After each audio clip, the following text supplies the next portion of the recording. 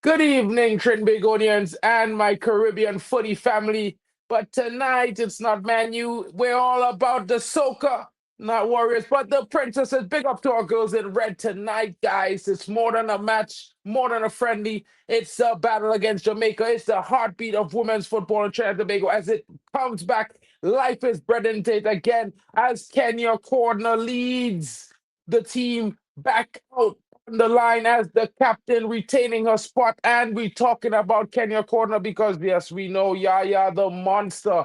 She is a talented player, and she's now plying her trade in the Turkish league for Fenerbahce, of course. Lots of talented players, and of course, none other bigger than her. And to be fair, guys, you need that experience when Trinidad and Tobago football, especially the women's game, has been out for a long time and rejuvenation is needed. And the new head coach incoming is none other than Damian Briggs, a UEFA A license coach holder, guys. Talent with young talent, rebuilding the pride. Jamaica bring pace and experience, but on home soil with our people behind them, these girls will play fire at the Atterbury Stadium tonight. Listen, guys, organization from Karen Forbes in midfield, moments of quality from Maria Francis Sarant, and the other finishing instinct of Connor. It gives our girls a very good fighting chance in this game. And you can see the list of the teams selected by the new head coach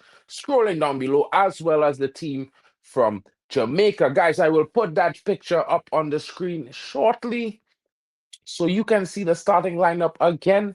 But come on, guys, it's a showdown. It's a showdown. It's a showdown. And our girls need your support. They need minds. They need everyone's. And we will be doing our best to support them as best we can.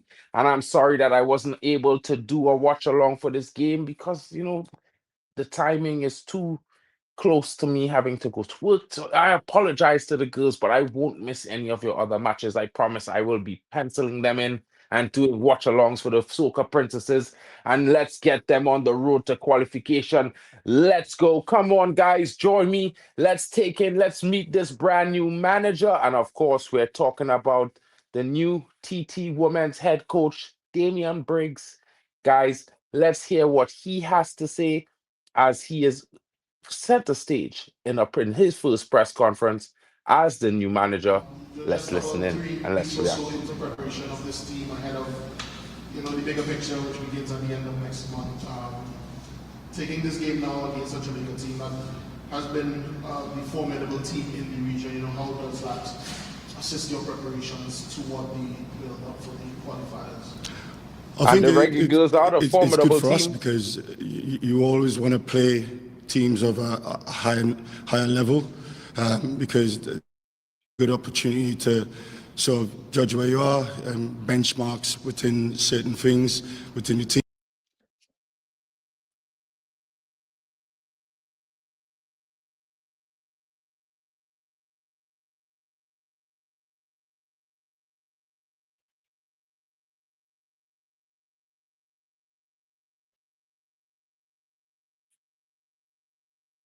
1 second, guys.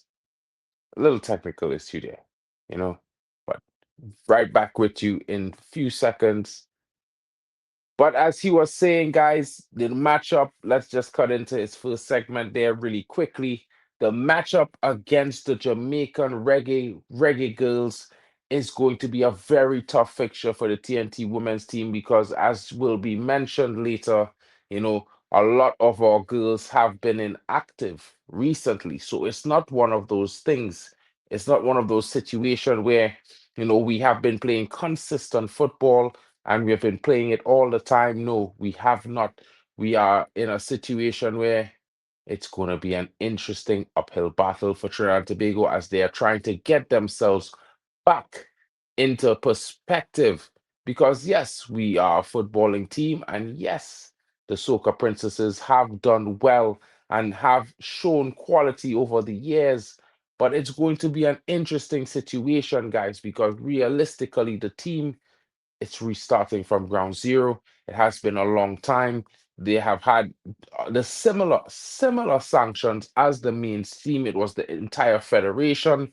So it's going to be a revival, guys, and we're going to have to be patient with it. And I know a lot of people are going to be complaining and coming out that they should be doing a better job, but we all know the reality of what was happening for the last 10 years. We were not having the support and the facilitation that any sport and youth affairs would have needed to be successful. So, guys, again, we have to make sure and be clear that, it's a new dawn and it's a new day.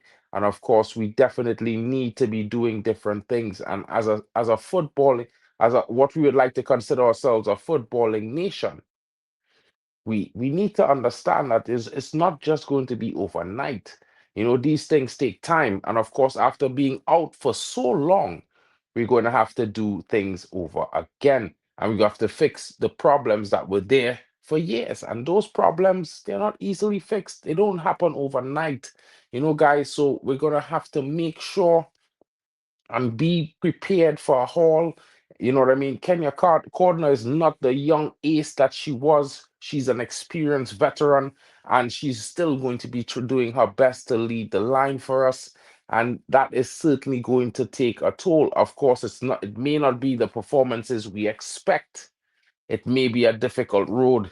You know what I mean? Let me just bring up the Jamaica team listing for you guys.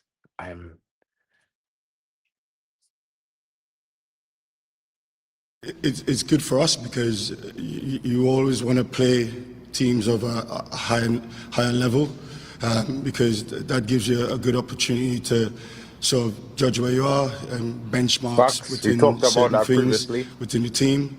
And again, it's a great opportunity for the team that we've got now to go and show us, what they've got. And like you said, we've been working together for 3 weeks, but it's been a fantastic 3 weeks where, for myself and the rest of the staff, we've seen a massive change, improvement every day, day in, day out, where, we're not here to think that it's going to be easy. We know it's going to be challenging, but we also believe in ourselves, and we want to just represent the country and to the best of our levels. Before we talk about the game, Sean said co-head coach, is there kind of given information on is there a timeline when they will decide a head coach whether it is now or for the World Cup qualifying campaign? I'll take that. So I believe that is a question for the FA. I don't think he'll be in a position to answer that, seeing that he is now serving that position along with Densill Theobald. So in due course, the FA will release information on that. Yeah, further questions? Yes, but Damian, seeing as you are co-head coach, how excited are you to have this position as co-head coach?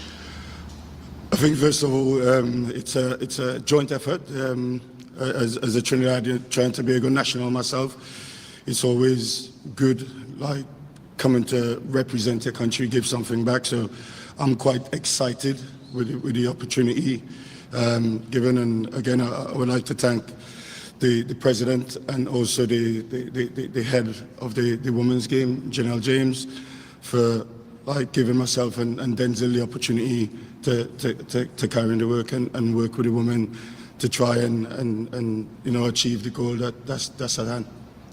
Can you tell me a little bit about this squad? A lot of familiar faces, but there are 1 or 2 names that the general public may not know about. Can you tell us a little bit about the composition of this particular squad and whether you'll have it in your minds already, whether this will be the core to move toward the competitive fixtures?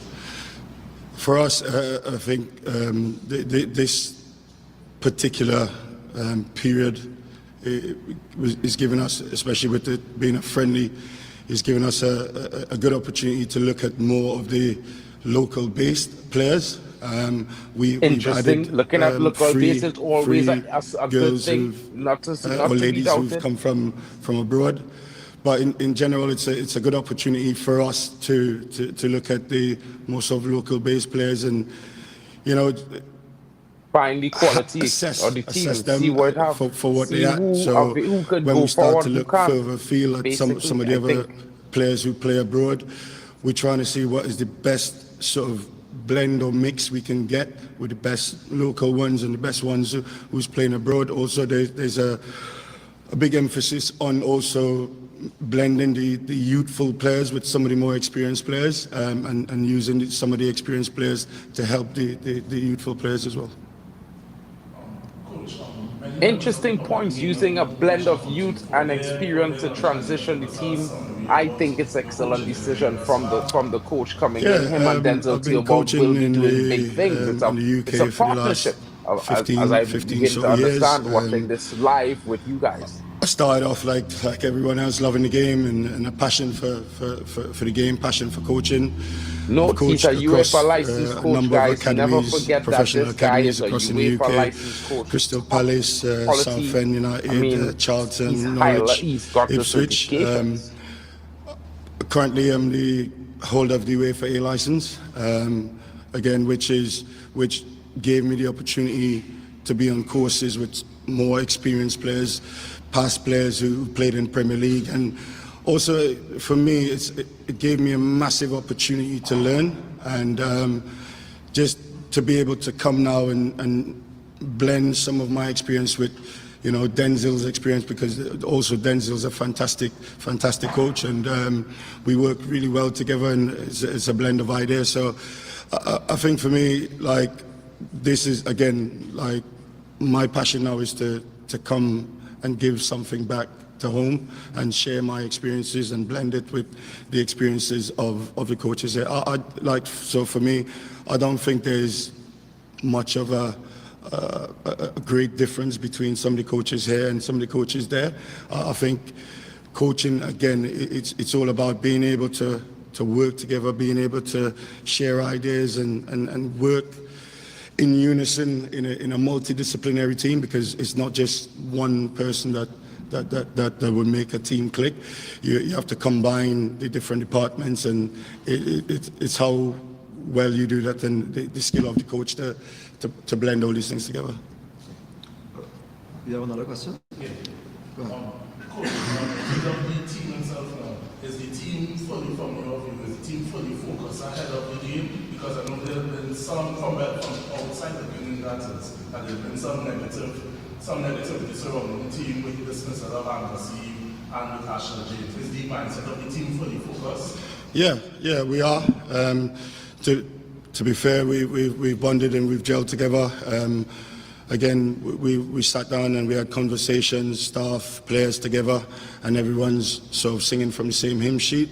I know the players, they're excited and they all want the best for the country. We all talk about starting to create a legacy in women's football for Trinidad and Tobago, and hopefully tomorrow we will go out and give a performance that starts to show that sort of progressiveness and that sort of unity that we've built over the last 2.5-3 weeks. All right. Coach, Jamaica head coach Busby said just prior to our briefing here that regardless of what might be happening, we know our national women's team has been dormant for some time, but their efforts now to get things going again. And he said every time Trinidad and Tobago and Jamaica steps on the field, he expects a good competitive affair. How do you feel about that? And what is the feeling in Agreed. camp, I mean, Trinidad and Tobago are the best two Caribbean islands in terms of footballing. Yeah, ability it's the for same. years and years. The ladies are to think talking this and about expect this. obviously being two sort of top Caribbean nations within the women's game. They all want to have a really good go at it, and the expectation for us is to go and give 100% of ourselves and try and put into place some of the things that we've been working on over the last 2 to 3 weeks. So yeah, I look forward to it being a really good, exciting game of football, and look forward to our players competing to the highest level as possible. The incident involving Asher James last week, where she made a quite public post about ongoings within the team, does that concern the staff and what we've seen? She's been left out of the team for tomorrow. Is that as a result of that? And what is her role with the team in the future moving forward? I think at this moment, like as a staff, we've spoken about things and about putting measures and structures in place to prevent to sort of limit things like that happening. But I think quickly we focused our attention to the Jamaica game, which is the most important thing. And, you know, as staff, we just wanted to take away that sort of noise from around the players. And, you know, rest assured, the board and the FA, they're working hard to get things like that solved. And I guess in due course, you know, if there's anything else to be said on that, it will be done. So I think for myself more so, I'm not focused on that. My thing is the immediate focus is with the team and the staff on the Jamaica game, and then the bigger picture at hand for when we start the qualifiers on the 30th of November. Fair enough. With all due respect, the board doesn't choose the team. The staff does. Was Asher's omission as a result of that incident, and will be seen how with the team. Well, again, I don't want to comment on something that happened and I wasn't in this position that I'm in now. It was dealt with by the relevant people. You know, there was discussions around it, and I think the general consensus was to not just, it's not that she's left out forever. You know, she was spoken to about what happened and told about whatever sanctions, and you know, everybody came to an amicable sort of solution. And going forward after this game, you know, you should see her reintegrated within the team, and then we take it from there. Any further questions? Coach, have you and Densill decided on our captain yet, and what is the reason behind the selection? Yeah, corner. The captain stays as it was when Angus was there, to be honest. We've not tinkled or tried to change it. Like I said, because for us it's about getting through this period. At the end of the Jamaica game, we would sit down as staff and we would have broader discussions around what we're going to do and decisions like that and other decisions. But for us now, the focus is just on getting through tomorrow's game, and then we take it from there. Coach, you've mentioned that you're trying to just get through tomorrow's game. Yeah. But generally, what are you looking to get out of the match in terms of from a staff perspective and considering everything that has been taking place? Well, we want to see us compete, and we want to see us compete from top to bottom. So we want to see like our front line, you know, having a go, our midfielders, you know, supporting our defenders, you know, together with the units as we play. We also want to see sort of that sort of structure that we're trying to build, and you know, we want to play competitive football. We don't just want to be a team that's just going to come and, you know, sit back and allow teams to come at us. We also want to have a go at them. We also want to go and, when we can, apply the pressure when we can, and just play attractive football. So we want to be able to play football that plays through the thirds, and you know, it brings a thrill and can get people around the team as well. Building toward a Concacaf qualification campaign and in the long run a World Cup qualification campaign. Could you speak a little bit about, I guess,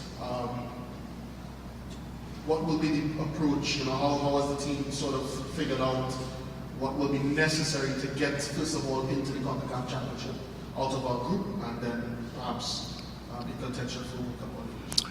Again, I think after this game, we're going to be having meetings around like the scouting network, different types of players, what types of players we've got, how we're going to match it up, look at the opposition, what they've got, and you know, we're trying to get the best team possible to go and compete against the three teams that's in our group, which all play with a different style. Obviously, the two more South American based would be a different style to South Barbados, and we want to be able to go and mix and match and become adaptable and be able to adjust to the different styles of play. So that's what we're working on at the moment, really hard. Right. Coach, can you say the grandparent law, how do you see that benefits in your selection going forward? Obviously, we interesting point there, the grandparent law, and interesting point on, you know, seeing what happens tomorrow against one of the toughest competitions in Caribbean, to assess where it could go in the Caribbean, you know, players in that we think would come into the team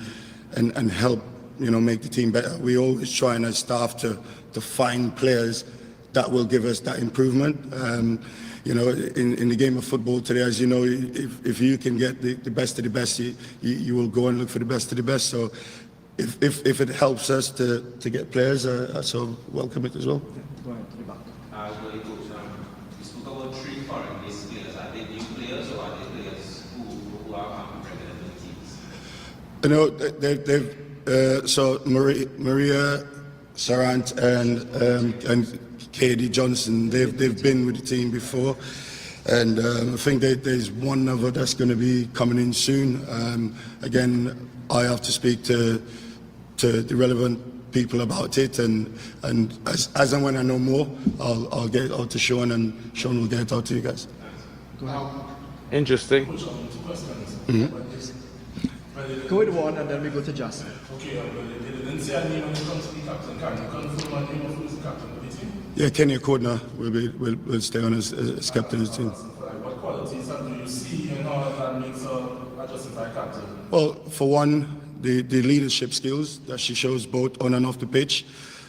She's a great mentor to the players that's there. Great communicator between the players and also that sort of liaison between staff and players. So I think those sort of qualities is what you want in your skipper, and someone who can help drive it in the tough times, who can help motivate us in the tough times, because again, like we say, we're not under any disillusion that is going to be easy. There's going to be tough moments and tough times, and we will need people like Yaya Cordner and others. Like we said, she's the general team captain, but we also want to have captains amongst captains, whether that be within the units or throughout the team.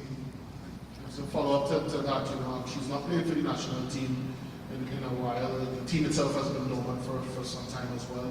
How has she looked in training? Does she look up for it moving forward in this, I guess, stretch of competitive victory? Yeah, at this moment, are we where we want to be? No, because obviously time and so forth, but we are in a much better place. She is up for it, like the rest of the team. They have been working hard, especially in the sessions. They've been putting it in. They've worked really, really hard, and off the pitch they've worked really hard as well from a tactical standpoint to understand things and asking questions. But only time will tell. Only time will tell. I could sit here and I can talk about it, and then come tomorrow, we'll be able to see it tomorrow. Good. Are we all good? Yeah, we have one more. Go ahead. Yeah. Coach, again with the fitness of the players, a good bit of the players on the side have been unactive when it comes to their club teams, apart from a few. What have you seen from your team enough that they would be fit and sharp compared ahead of the Jamaica game and ahead of the World Cup game? I think that they can be fit and ready at that competitive level. I think we got to put things into perspective. Like you rightfully said, most of our players have been dormant. We're not probably in season in the female league, whereas most of the Jamaican players, they're coming from countries that's in season. So again, doesn't mean that they're going to be more fit than us or we're going to be more fit than them. We believe in what we've been doing. The ladies have been working really hard, both as a collective and individually. I've seen it. I've seen, the players getting up and, going and doing their own personal stuff as well, on top of, with our permission, on top of the added stuff that we've been doing. So effectively, honestly, I think all the players have been working tremendously hard as a collective, because we want to actually put out a good showing tomorrow and give the best of ourselves tomorrow. Good. All right, gentlemen. Guys, of course, that was the new TNT head coach. I have to correct myself. He's now head coach along with the assistance of Densill Theobald. And congratulations to Densill Theobald as well. But, UEFA licensed coach and a Concacaf licensed coach. It's very interesting. And of course, he mentioned Yaya Cordner, and we will mention her again. Kenya Yardner Cordner, captain and forward, veteran striker, proven goal scorer, leader, and she will anchor and provide set piece threat for Trinidad and Tobago in and around this team while she is there. And of course, there you heard about her, Maria Frances Sarant, midfielder, central attacking, young talent, overseas based, bringing technical quality and ball progression from the midfield. A player certainly to watch in transitional play. She's going to be very exciting. And of course, Karen Forbes. Karen Forbes, experience, who stabilizes the middle, very good at linking the play up and a set piece threat with set piece delivery. Now, it's going to be very interesting because it's not going to be one of the easiest games. Of course, our goalkeeper, Nicolette Craig, as part of the three-keeper group, her shot stopping is and command of the box will be very, very important against the Jamaican wing-focused attack. And of course, we are talking about a Jamaican team that has a lot of key performers, and the Jamaican squad is interesting, of course. Notably, Khadija Bonnie Shaw is rested for this window club decision, so Jamaica fields a mix of foreign-based pros and domestic options in replacement. So I'll have to mention that there. Team update from the Reggae Girlz: arrived in Trinidad and began training. Coaches using this friendly to test options and fine-tune the squad ahead of the CONCACAF qualifiers for the CONCACAF Championship Cup. Dodie Brown, forward, pacey, direct, can stretch defenses and finish well in transition. She's very, very, very clinical striker, doing very well for herself in her foreign-based team. Rebecca Spencer and Sydney Snyder, experienced pair providing security in the back, and Spencer brings a veteran calm, and Snyder is a strong shot stopper. Those are some key players to look at in the Jamaican team. And of course, let's not forget Janisha Blackwood and Ulfasad Adumaglakan, capable creators who can unlock defenses and support in wide play. And they are going to be the focus of the threat coming from the Jamaicans and the Reggae Girlz tomorrow night. Guys, the Soca Princesses are going to need all the support you can give them. And of course, we are going to be trying to provide a watch along to support them as well.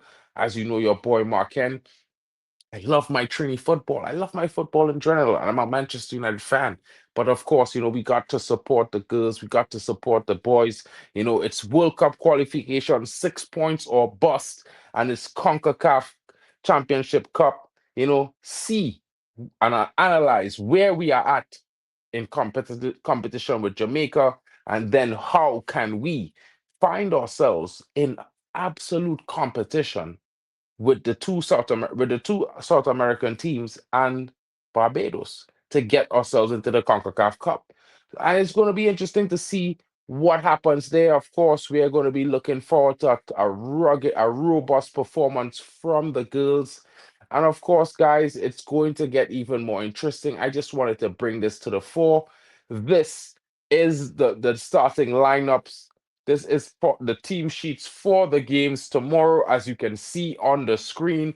Trinidad and Tobago, Nicolette Craig, Nicolette Craig Myers, Tanisha Palmer, Jade Beckay, Caitlin Devant, Karen Forbes, Shauna Lee Govaya, Mitchell, Giovanna Moreno, Tamara Smart, Victoria Swift, Alexia Ali Maria Francis, Sarant, Naomi Guerra, Shanika Mendez, Shanika Paul, Tori Paul, Chelsea Ralph, Kenya Yaya Cordner, and of course for the Jamaicans, Sydney Snyder, Rebecca Spencer, Tiffany Cameroon, Gabrielle Gale, Tiana Harris, Konya Plummer, Ulfasad Adumalakun, Denisha Blackwood, Israela Groves, Jalila McPherson, Atalanta Primus, Vian Sampson, Jody Brown, Nigeri Butts, Shania Hales, Kayla McKenna, Natasha Thomas, Brighton and Hove Albion. Of course, these are some of the clubs that they feel for. Of course, guys, it's going to be very interesting to see what's happening there. Let's see how it goes. Of course, we are going to be rooting for our girls 100%.